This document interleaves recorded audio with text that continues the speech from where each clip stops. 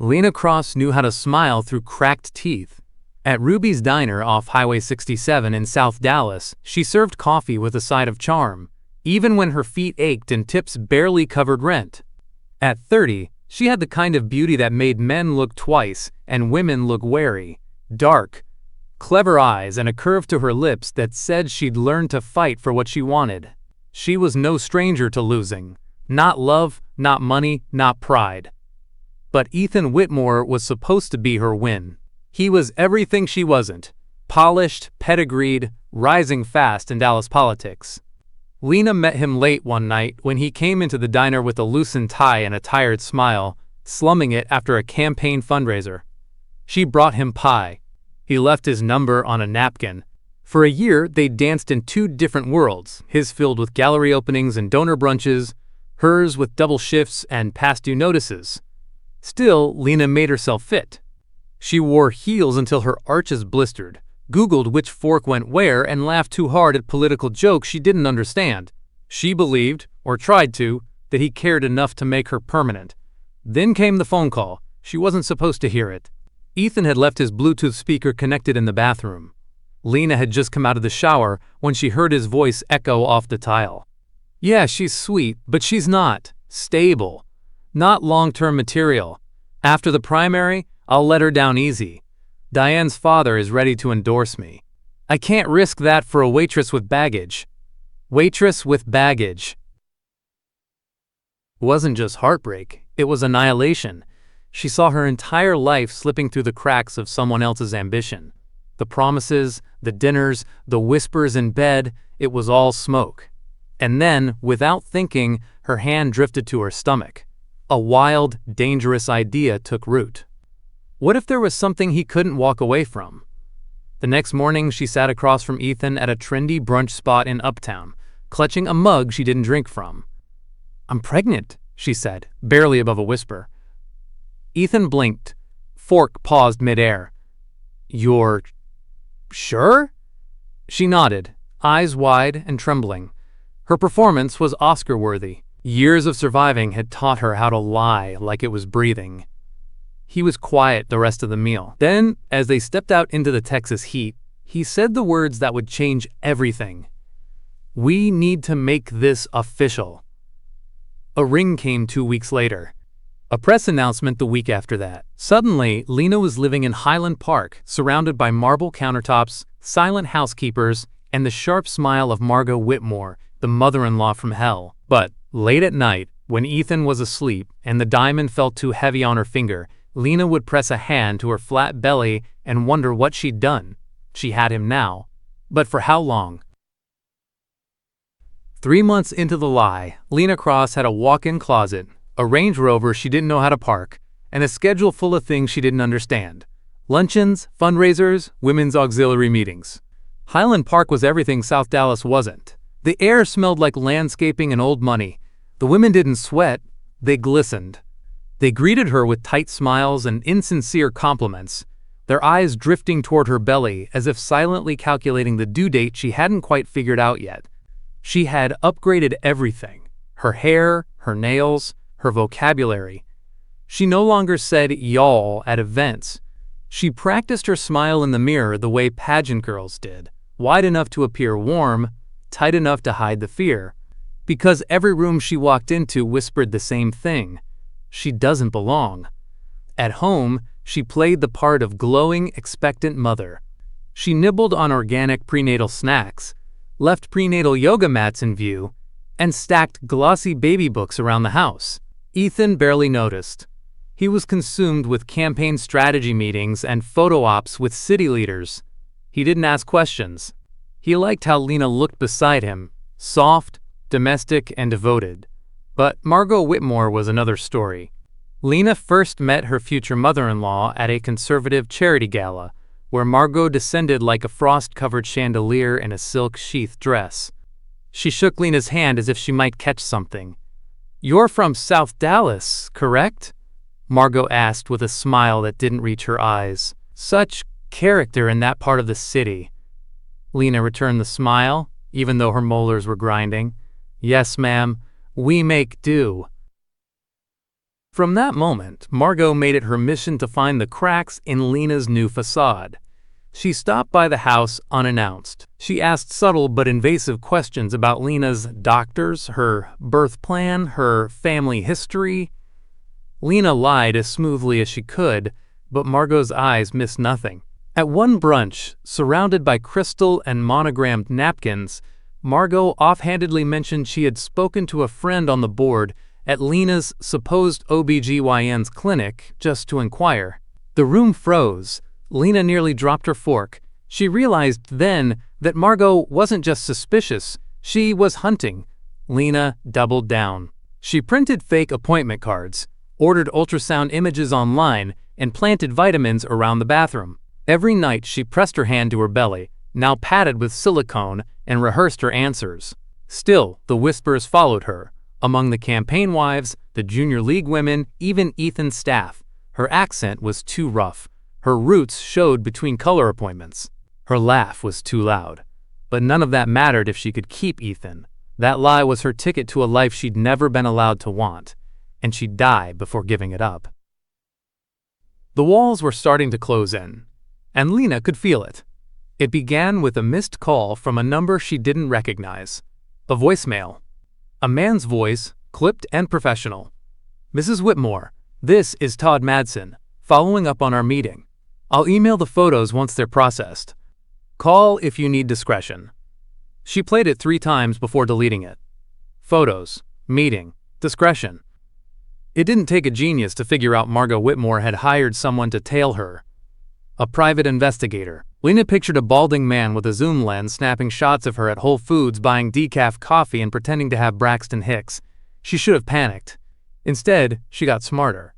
She scheduled fake prenatal visits at a clinic across town under a fake name and had the receptionist stamp a stack of appointment cards. She purchased a set of generic ultrasound images online and used a photo editing app to add her name. She left them accidentally on the kitchen counter where Ethan would find them. She arranged a baby shower. Ethan's team posted about it on social media.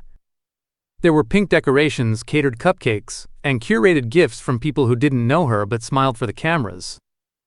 Lena posed beside Margot with one hand protectively cradling her silicone belly, the other clutching a glass of sparkling apple cider like it was champagne. Margot smiled for the photos, but behind the scenes her questions got sharper. "What's your due date again?" she'd ask with that signature smile. "Did you say you were delivering at Baylor, or was it Methodist?" Lena lied. Seamlessly. Frequently. Each story built atop the last until even she had to keep notes. But lies were like pressure cookers. Fine until the first whistle. That whistle came one morning when Lena caught the gardener staring through the nursery window. At first she thought he was just curious, then she saw the phone in his hand. He wasn't the gardener, he was taking pictures.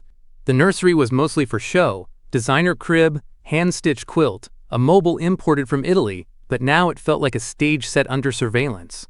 She slammed the window shut and closed the blinds, pulse hammering in her ears. When she told Ethan, he waved it off. "Margot's just cautious.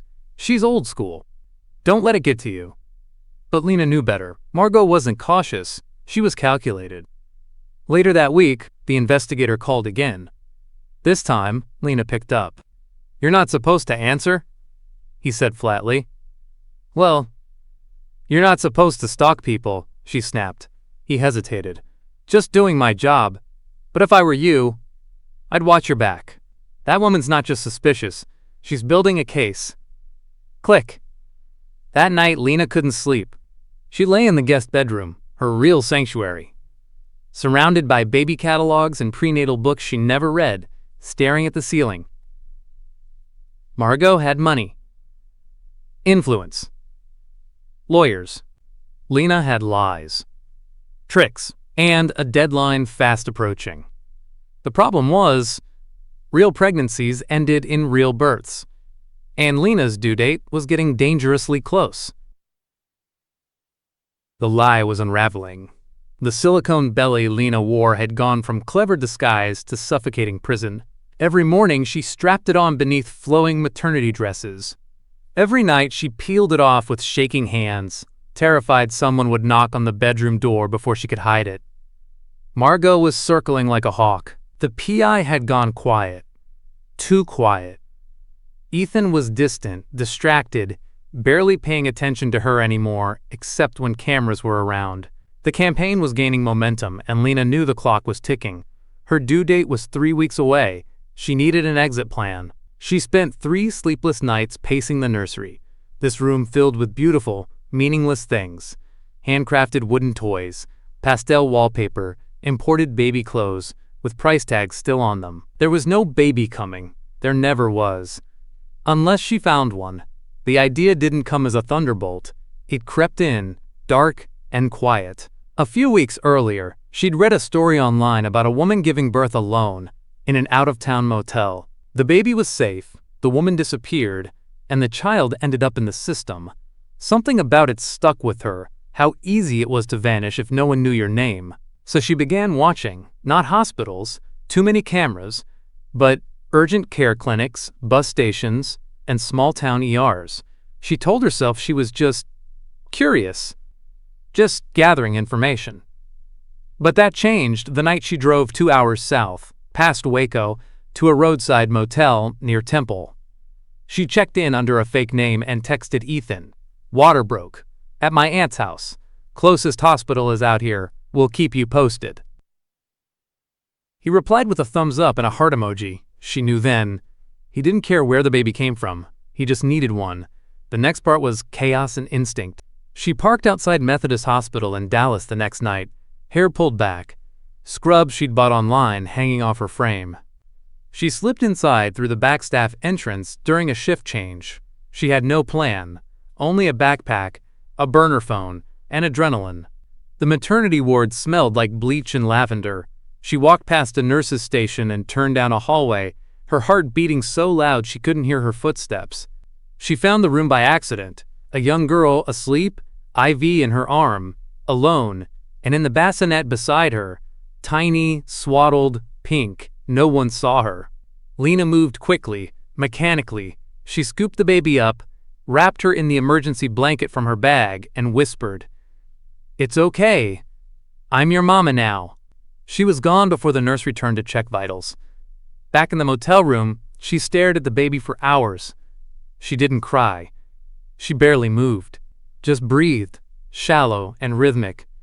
Lena named her Grace. The next day, she returned to Dallas, disheveled and pale, cradling Grace like her life depended on it. She called Ethan from the driveway, her voice raw with fake exhaustion.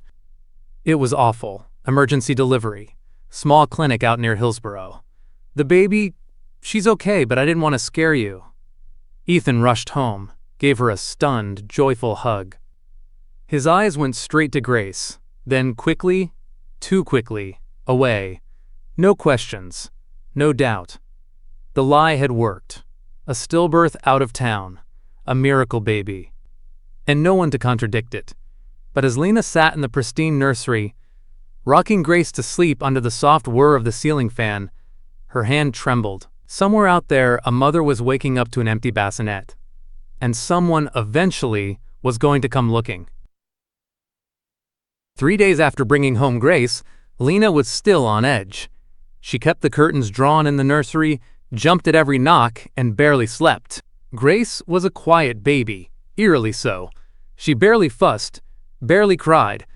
That silence, Lena realized, made it easier to forget the truth, until the phone call came. It was a nurse from Methodist Hospital. "Mrs. Whitmore?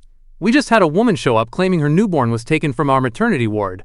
She's frantic and, well, she gave a description that matches the baby we reported missing." Lena's throat went dry. "I think you have the wrong number," she said, hanging up before her voice cracked. That same night, as rain fell in sheets against the mansion windows, a girl showed up outside the Whitmore home. She wasn't dressed for the weather, just jeans, a hoodie, and old sneakers, soaked to the bone. She had no umbrella, no purse, just a face that was too young to look so haunted. Ethan was working late. Margot was gone for the week. Lena was alone when the doorbell rang. The girl was shivering. Her lips were blue, But her eyes, dark, searching, filled with an exhausted kind of fire, locked straight onto Lena. "Is this where Ethan Whitmore lives?" she asked. Her voice was hoarse. I think someone here has my baby." Lena's heart nearly stopped. She stepped onto the porch, half closing the door behind her. "I don't know what you're talking about." "She was born 5 days ago," the girl whispered. "At Methodist. I woke up, and she was gone." Something about the way she said it, so broken, so final, made Lena feel like a thief all over again. I'm sorry. You need to leave." "I know she's here," the girl said. "I felt her. I can still feel her." Before Lena could respond, the girl stepped back into the shadows and disappeared. Lena didn't sleep that night. She sat on the nursery floor with Grace in her arms, rocking slowly, compulsively, as if motion could drown the guilt. She thought about calling Ethan, but what would she say? "Your daughter's real mother is on our doorstep?" No. That would only make things worse. The next morning, Lena drove around downtown until she spotted her, curled up beneath an awning outside a closed bodega. She looked even smaller in daylight. Younger. Lena pulled over and got out. "You need help," she said carefully. The girl looked up, her eyes rimmed red. "I need my baby." "What's your name?" Lena asked. Tessa Monroe." She had no ID. No wallet, no family. She'd been in and out of shelters, staying in abandoned houses and hitching rides from truckers. She said she ran from someone, but wouldn't say who. Her eyes darted when she talked, as if always scanning for danger. "I was supposed to keep her safe," she whispered. "They said I could keep her if I stayed quiet." "Who's they?" Lena asked. But Tessa just shook her head. "I shouldn't have said anything." That night, Lena told Ethan a diluted version of the truth, that someone had shown up at the hospital asking about a missing baby. He barely reacted. "People make up stories all the time," he said. "It'll pass." But it didn't pass. Tessa kept showing up, outside the house, at Ethan's campaign events, even near Lena's old diner job downtown. She never caused a scene, she just watched. Like she was waiting for someone to admit the truth. Lena didn't know what scared her more, that Tessa wouldn't stop looking, or that she might. Because if she gave up, that meant something terrible had happened to her. And if she didn't, it meant the fragile world Lena had built, this baby, this home, this love, could be taken apart in an instant. Lena found Tessa behind a shuttered diner on Jefferson Boulevard, curled up with her back against the wall, holding a cheap disposable phone like it was a lifeline. It had been nearly a week since their last encounter, and the girl looked worse, skin pale, lips cracked, eyes sunken from hunger and insomnia. "You shouldn't be out here," Lena said. Tessa looked up slowly. "She has dimples when she yawns. Did you notice?" Lena didn't answer. The truth was, she had noticed. She noticed every detail about Grace, because she couldn't afford not to, but hearing it from Tessa's mouth made her skin crawl. "I have something for you," Lena said, crouching down and pulling an envelope from her coat. It was thick, nearly $5,000 in cash. "It's enough to get out of town. Start over." Tessa didn't even reach for it. She stared at it, then back at Lena, her face unreadable. "You think I want your money?" she said. "I want my baby." "You don't understand what you're walking into," Lena whispered. "You can't win this." Tessa's face shifted, hurt, then rage. "You stole her. Do you even know what that means?" "I saved her," Lena snapped, her voice sharper than she meant. "You're living behind dumpsters, Tessa, sleeping on concrete. You have no family, no job, no way to feed her. I gave her a name, a home, a future. You think that makes it okay?" Tessa's voice cracked. "You think because your lipstick matches your shoes, you get to steal a life?" The words hit Lena hard. But what hit harder was the silence after. Then Tessa stood up and whispered, "You have no idea who you're protecting." Lena blinked. "What?" "They didn't just pay me to disappear, they threatened me." Her hands trembled now. "There were men at the hospital, suits. They told me if I didn't walk away, they'd make sure I never saw daylight again." Lena felt something cold creep into her spine. "Who sent them?" Tessa swallowed hard. "I don't know their names. But one of them. He had a Whitmore campaign pin on his lapel." Lena's stomach flipped. She tried again.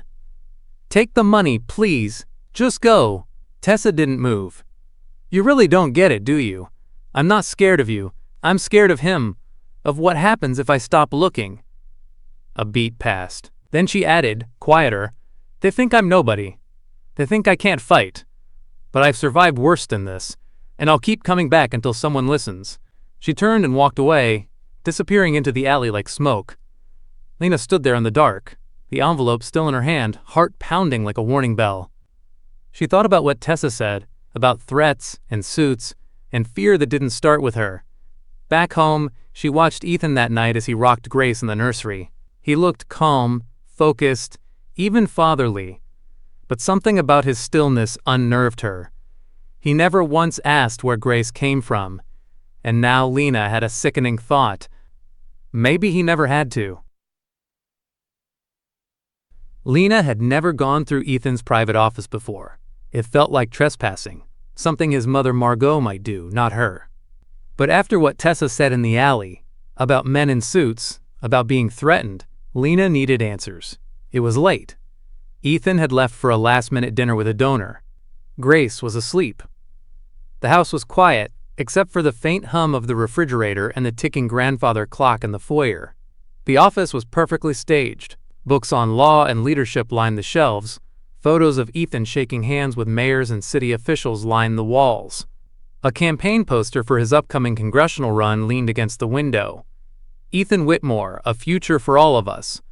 Lena searched drawers, files, even behind the framed certificates on the wall. She didn't know what she was looking for. Maybe proof that Ethan had known about the kidnapping, or worse, had orchestrated it. She found it in the bottom drawer, wedged beneath campaign finance documents and real estate agreements. A sealed manila envelope, unmarked. Inside, a single sheet of paper and a certified birth certificate. Her fingers trembled as she unfolded it. Name of child, Grace Monroe Whitmore, date of birth. March 14th, mother's name. Tessa Monroe, father's name. Ethan Whitmore filed. Signed. Stamped. Weeks ago. Lena staggered backward like she'd been punched. He knew. He knew who the baby belonged to. He knew where she came from. And he'd done nothing to stop her from stealing her. Nothing to stop the lie. Because he wasn't blindsided, he was involved. She stared at the paper, bile rising in her throat. It didn't make sense. Why wouldn't he confront her? Why pretend to believe her pregnancy? Why marry her, move her into his house, install a crib for a child he already knew wasn't hers? Unless that had always been the plan. Suddenly, everything snapped into horrifying focus. The way he never asked questions. The way he always said this could work when she panicked. The way he looked at Grace, not with surprise, but with something else. Something closer to ownership. Lena folded the birth certificate carefully, hands shaking. If Ethan had been hiding this, what else was he hiding? She tucked the envelope back where she found it and shut the drawer slowly, silently. Then she left the office and walked upstairs to the nursery. Grace was sleeping in her bassinet, tiny fists curled beside her face, breathing soft and slow. Lena dropped to her knees beside her. What had she gotten herself into? This wasn't just a lie anymore. It wasn't a con. It wasn't a mistake. It was a trap. And she wasn't sure who had said it. Ethan, Tessa, or both. But one thing was clear. The truth was buried deeper than she ever imagined. And someone was making damn sure it stayed that way. At first, Lena thought it was just her imagination. The way Ethan asked her what she'd eaten that day. The way he double-checked her answers. The way he gently reminded her to stay off her feet, to rest, to let the housekeeper take care of Grace's bottles and laundry. At first, it felt like care. Then it felt like something else. The real shift came a week after she found the birth certificate. It started with her phone. She'd tried calling Marissa, her only real friend from before Highland Park, but the call never went through. At first, she blamed her phone. Then she tried again from the landline. Disconnected. Later, when she asked Ethan casually if he'd seen her phone charger, He smiled and handed her a brand new phone, sleek, shiny, already loaded with a carefully curated contact list. "I thought we could both use a fresh start," he said. The new phone didn't have Marissa's number, or Tessa's. It had Margot's, though. Then came the therapist.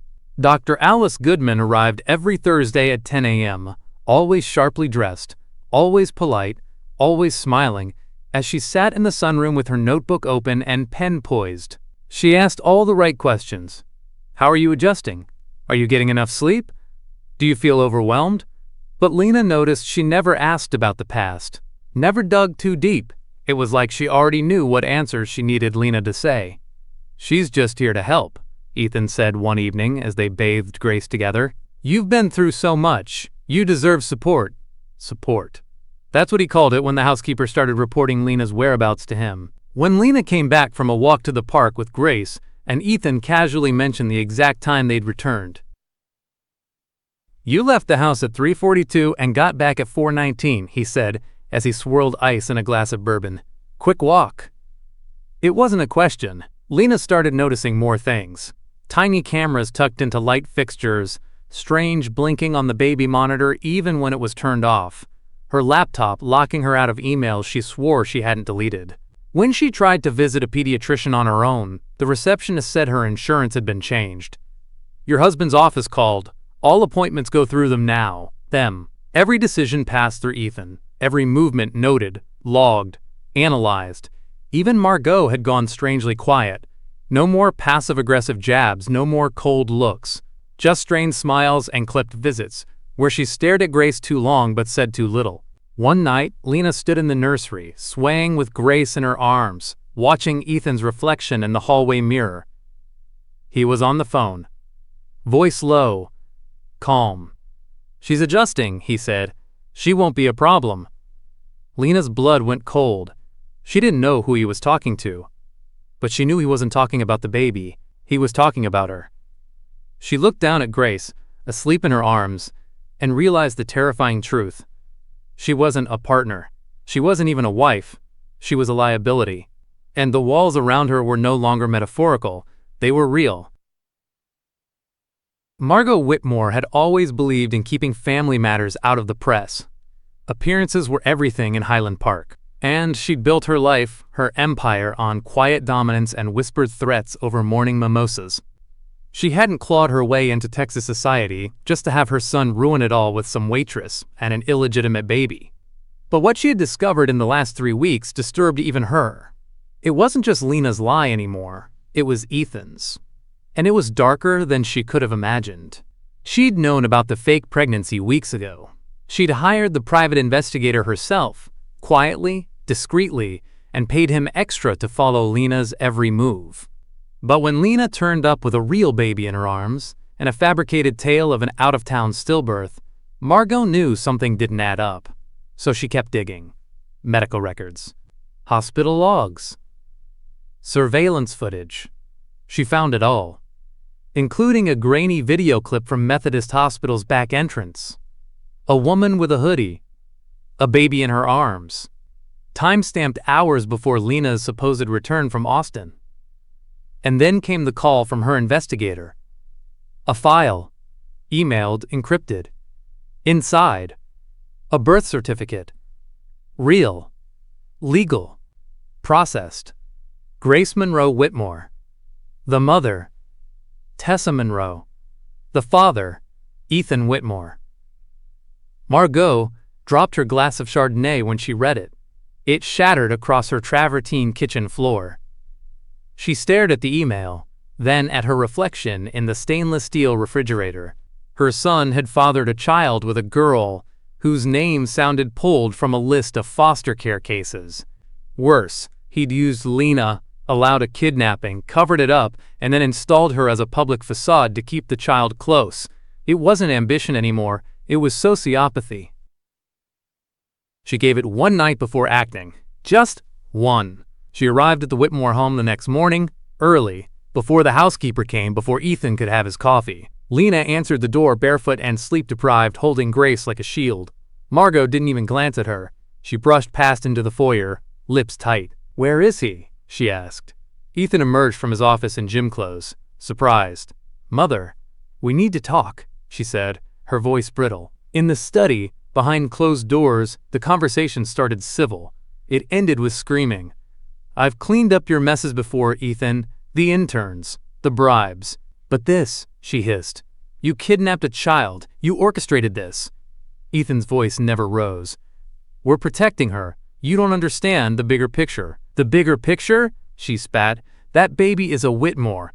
That makes her your responsibility, not your campaign mascot." "I'm handling it." Margot leaned across the desk. "You're not, and if you don't fix this, I will." He didn't flinch. "Then I guess we're both willing to do what it takes." She stared at him, and for the first time in a long time, Margot felt something close to fear. Her son wasn't just cold, he was capable. That evening, she returned to her estate and began making calls to attorneys, to old friends at the Dallas Morning News, even to a judge she'd played bridge with for 20 years. But Margot never got to follow through. 3 nights later, she was found unconscious at the bottom of her marble staircase. Broken wrist, fractured hip, concussion. No security footage, no witnesses, just a scream from her housekeeper at 7:14 a.m. and a frantic call to 911. The official story, a tragic accident. But Lena didn't believe it. Not when Ethan took the call with such eerie calm. Not when he hung up and said, "She's going to be fine," then poured himself a drink and didn't say another word for the rest of the night. Not when he looked down at Grace sleeping in Lena's arms and said softly, "It's better this way." In that moment, Lena felt something inside her shift. A line had been crossed. Margot had been a threat.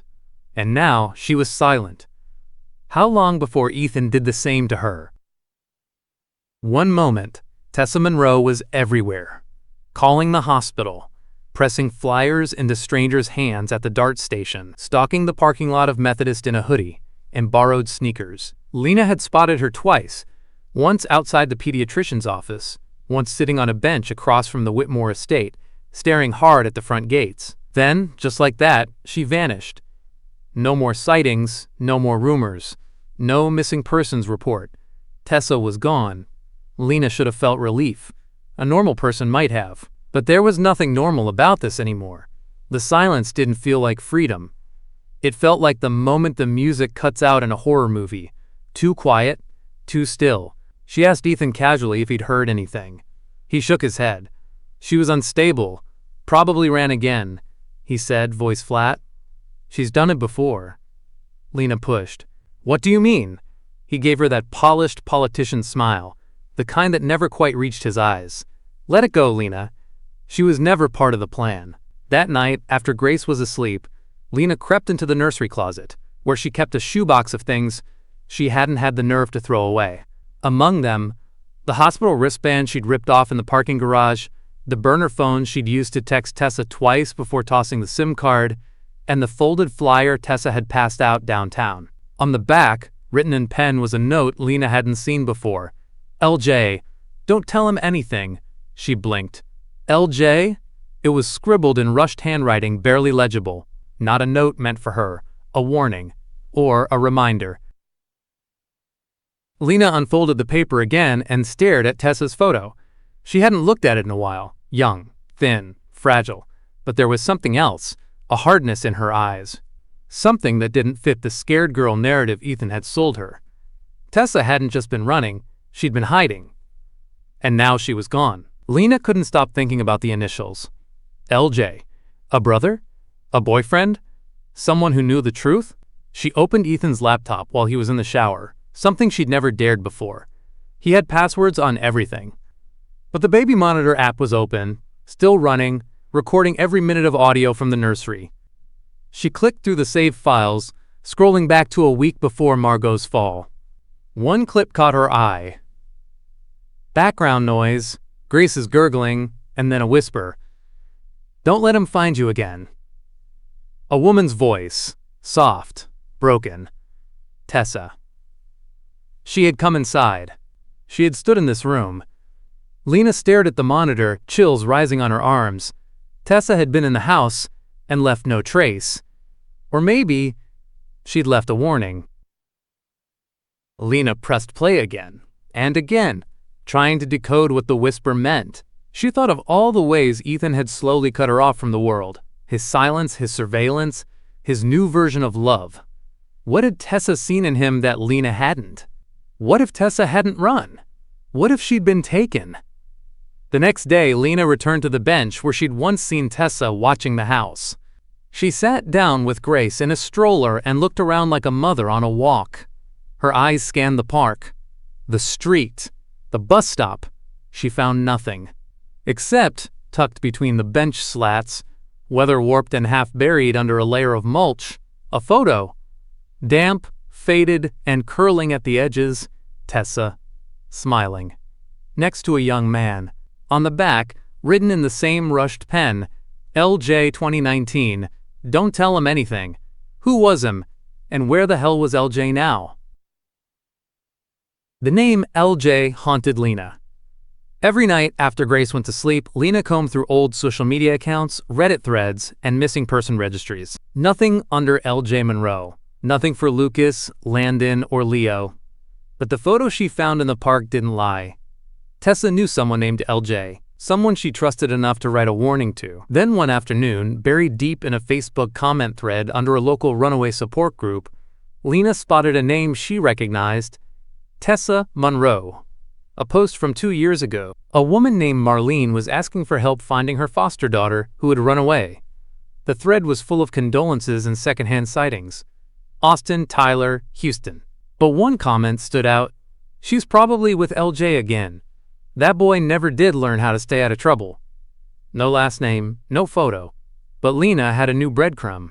The next night, while Ethan was giving a campaign interview in the home study, Lena slipped away with Grace and drove to East Dallas. The address was linked to Marlene's old posts. A sagging yellow duplex with peeling paint and a mailbox duct taped shut. It looked abandoned. But when she knocked, a woman in her late 50s answered, eyes wary and cigarette dangling from her lips. Marlene? Lena asked. Who's asking? I'm looking for someone. Tessa Monroe. The woman stiffened. Then, slowly, she stepped outside and shut the door behind her. You FBI? No, I'm just someone who knows her. And her baby. Marlene's eyes narrowed. You have that baby, don't you? Lena's breath caught. She didn't answer. The woman sighed and lit another cigarette. Figures. That girl always landed in the middle of other people's messes. Lena hesitated. What do you know about LJ? Marlene flicked her ash. Her brother, not blood but close enough, lived in the same group home before I took them both in. He disappeared when he was 16. Tried to burn down the foster house when they found out about what the Whitmores did. That name struck like a gunshot. Lena blinked. Wait, Whitmore? Marlene squinted at her. You don't know? Lena's hands shook. What did they do? She asked, voice barely audible. Marlene exhaled slowly. Girl, that baby of yours? Grace? She's a Whitmore. Lena staggered back. Tessa got pregnant working in their house, some summer nanny job. Thought she'd hit the jackpot. Until she started talking about the weird son who watched her sleep. Ethan. I didn't believe her. Figured she was just scared. She wasn't, Lena said flatly. No, Marlene replied. She wasn't. Lena barely remembered the drive home. Her ears rang with every word. Grace wasn't just Ethan's daughter. She was the product of a calculated seduction. Tessa had been 17. Ethan was in his late 20s. It wasn't just scandalous. It was criminal. And it was all buried.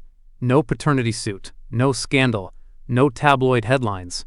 Just money exchanged, paperwork buried, and a girl dumped back into the system before anyone could ask questions.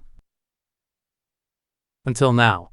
That night, Lena waited until Ethan was asleep before creeping into the study again. She opened the safe, still using Margot's birthday as the code, and dug through the files. Bank records, campaign budgets, and a contract. A non-disclosure agreement, signed by Tessa Monroe. Payment, $75,000. Condition, permanent silence about any and all interactions between Tessa Monroe and Ethan Whitmore. But something was off. The NDA was dated after the baby was born. So Tessa had come back. She hadn't run, she'd been paid, and then she disappeared. Which meant either she'd broken the agreement and was punished for it, or someone made sure she wouldn't talk again. That night, Lena sat in Grace's room until morning, watching the baby sleep, the sound of her soft breaths filling the silence. This baby, this innocent child, wasn't just a lie Lena had told. She was a product of trauma, of power misused, of secrets the Whitmores would kill to keep buried. And now Lena was at the center of it all. Lena barely slept after what she uncovered. The truth about Grace's origins, the NDA, the money, the missing girl.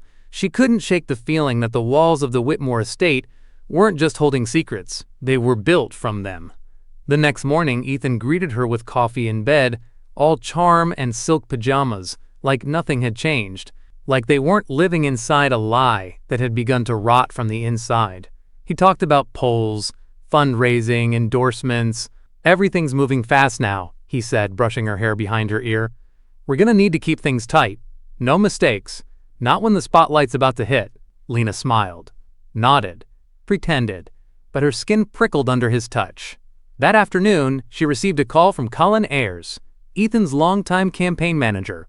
Colin was the architect behind Ethan's meteoric rise, and Lena had only ever seen him at donor dinners, where he hovered behind Ethan like a second shadow.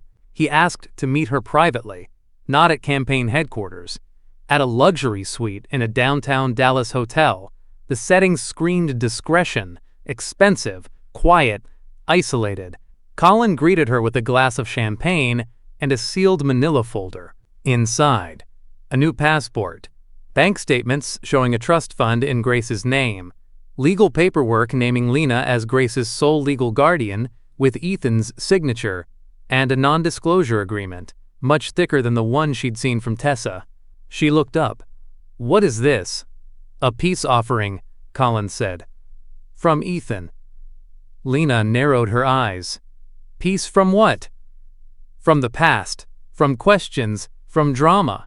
Ethan wants to move forward, and he wants you to be part of the picture." "Picture?" she repeated. "The campaign, the family, the future, but on his terms." Colin leaned forward, fingers steepled. "You're in a rare position, Lena. You could walk away from all this, sure, but where does that leave Grace? In the system? With her real mother, who, let's be honest, isn't exactly stable? Or worse, under public scrutiny if this ever leaks." He smiled gently, like a priest offering forgiveness. "We're offering you safety, stability, power." Lena's stomach twisted. "This is blackmail." Colin's smile never faded. "It's opportunity. You know what's at stake now. The girl is Ethan's. That makes her valuable. But only if the narrative is clean." He stood and walked to the window, gazing out at the Dallas skyline.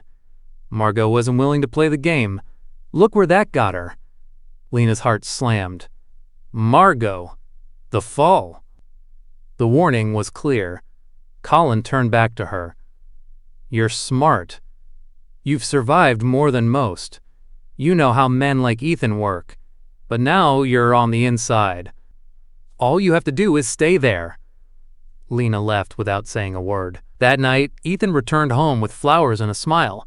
Like Colin had never threatened her life with a single sentence. He handed her the bouquet, kissed her cheek, and whispered, "We make a good team." And suddenly, Lena realized something she hadn't before. Ethan didn't see her as a threat. He saw her as his creation. The girl from South Dallas who faked a pregnancy and got herself a mansion. The perfect, scandal-proof cover. The woman who'd already compromised herself so deeply she'd never dare pull the thread. But he was wrong. Because Lena had seen the truth now. About Ethan. About Colin. About the lengths they'd go to for power. And the next time someone made her a deal, she wouldn't say no. She'd make her own. It had been 2 weeks since Lena walked out of that hotel suite with Ethan's so-called peace offering. 2 weeks of smiling for campaign photographers, posing with Grace at ribbon cuttings, and pretending everything was under control. But the knot in her stomach only tightened. Ethan was more affectionate now. Attentive, even. He praised her parenting during interviews, made sure she was seated beside him at every event.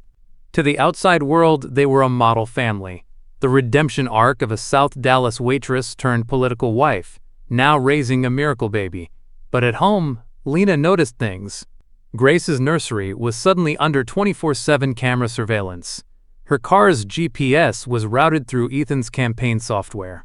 Her therapist, whom Ethan insisted she see weekly, kept asking pointed questions about stress management and impulsive behavior, as if laying the groundwork for a potential breakdown on record. Lena was being caged. She just didn't know when the door would slam shut. Then one rainy Tuesday morning, as she was pulling into the driveway with Grace in the back seat, a figure stepped out from behind the oak trees lining the front lawn. Tall, young, hooded sweatshirt, backpack slung over one shoulder. She gripped the steering wheel. Then, he raised his hands slowly in surrender. "I'm not here to hurt you," he said. "I just want to talk." She cracked the window. "Who are you?" "My name's LJ. I'm Tessa's brother." Her blood froze. He pulled back his hood. Early 20s. Shaggy hair, tired eyes, and a scar running from his jaw to his collarbone. "I've been looking for Tessa for months," he said, "and I think you have her kid." Lena told him to get in the car. They drove to a grocery store parking lot 10 minutes away, somewhere without cameras. She didn't know why she trusted him, only that something in his voice felt raw and real. He told her everything. Tessa had gotten pregnant while working for the Whitmores, but she'd been too scared to say who the father was. LJ had urged her to go public, but she was terrified. Ethan's campaign manager had already tried to buy her off once, and when she refused, someone started following her. She'd left town, but before she disappeared, she mailed LJ something. A flash drive. Lena's hands trembled as she took it. "She told me to hold on to it in case anything happened to her," LJ said. "And if she ever went missing, to find the woman who took the baby. Because," she said, and I quote, "she's the only one desperate enough to survive him." Lena felt like the wind had been knocked out of her. "She meant you," LJ said. "Didn't she?" Lena looked at Grace in the rear seat, sleeping peacefully. She nodded. LJ's jaw clenched. "Then it's time you know everything."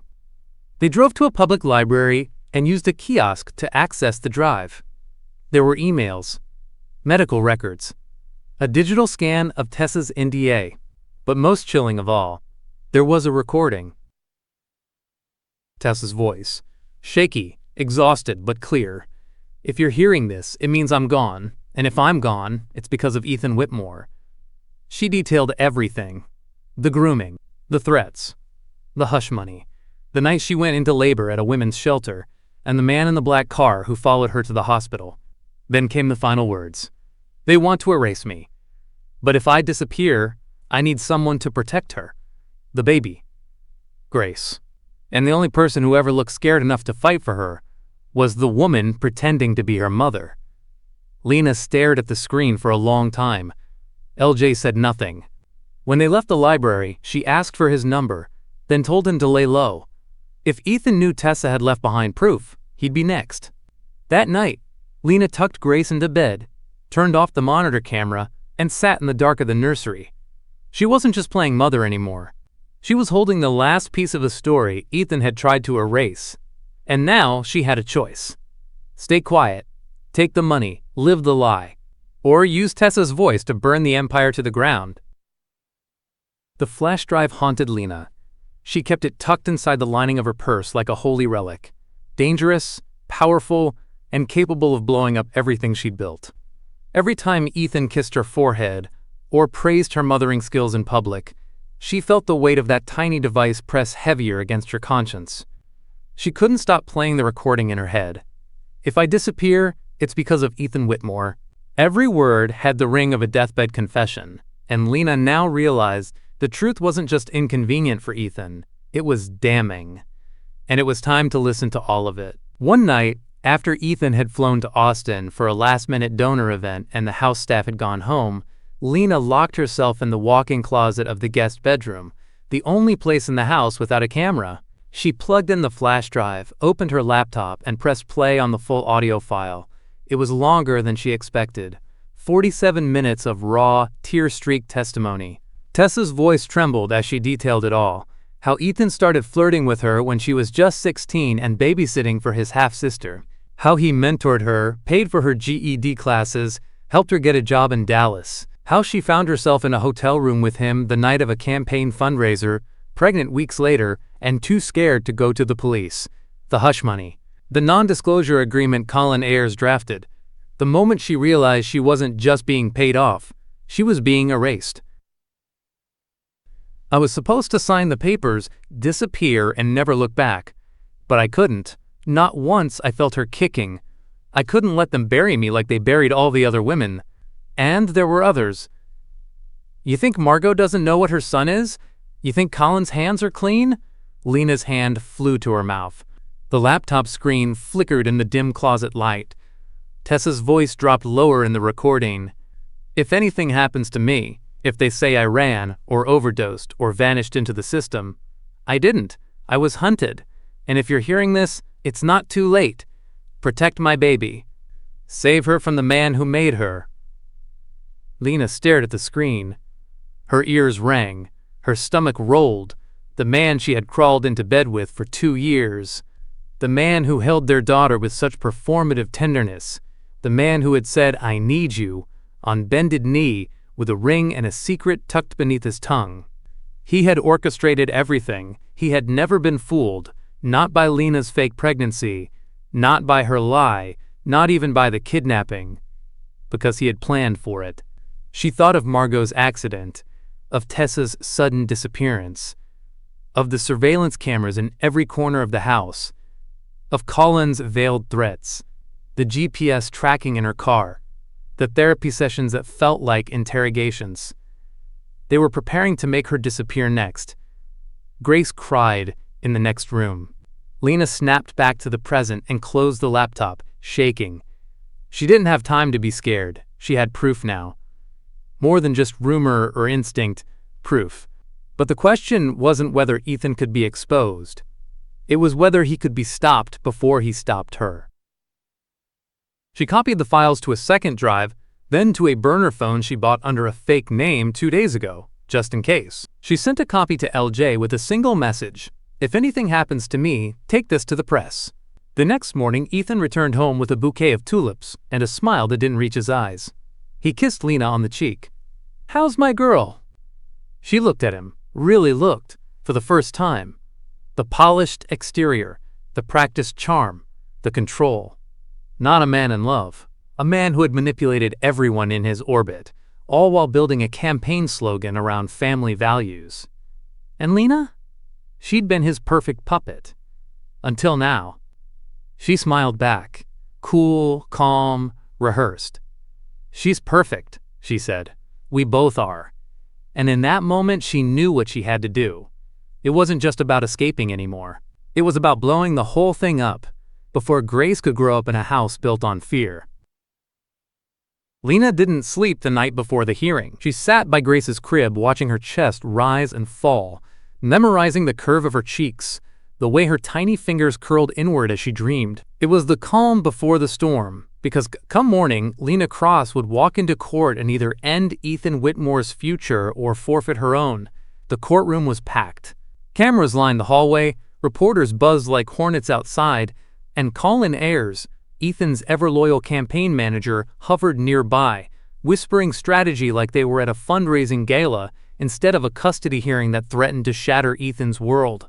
Lena sat alone at the plaintiff's table, flanked by a court-appointed attorney who didn't know half the story but knew enough to keep her from falling apart on the stand. Then Ethan walked in, flanked by a legal army. He wore navy and power, not a bead of sweat on his brow. The first 30 minutes were routine, until Lena handed the judge a flash drive.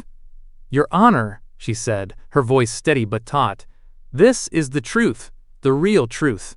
I'm not Grace's biological mother, but I'm the only one who didn't treat her like a problem to be solved. She laid it out. Everything. The fake pregnancy, the kidnapping, the hush money, the recording, the truth about Tessa. At first, the judge didn't believe her. The courtroom buzzed with gasps and murmurs. Colin shot to his feet, demanding the audio be dismissed. Ethan said nothing, just sat there, his knuckles white around the edges of the table. Then Lena's attorney hit play. Tessa's voice filled the room.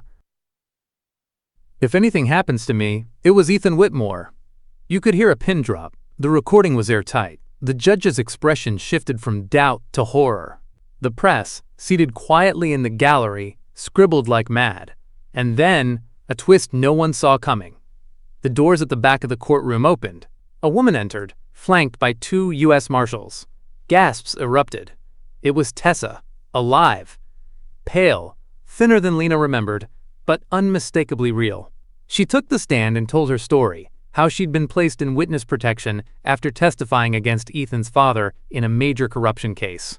How she was told to stay hidden, to disappear completely. But after hearing that Lena had been arrested and Grace was potentially going to be placed in state custody, she broke protocol. "I didn't trust anyone else to protect my daughter," Tessa said, tears streaking down her face. "But Lena, she stole her, yes, but she loved her. She risked everything. And if it weren't for her, Ethan would have gotten away with everything." The judge recessed for an hour. Lena sat in silence, her heart in her throat.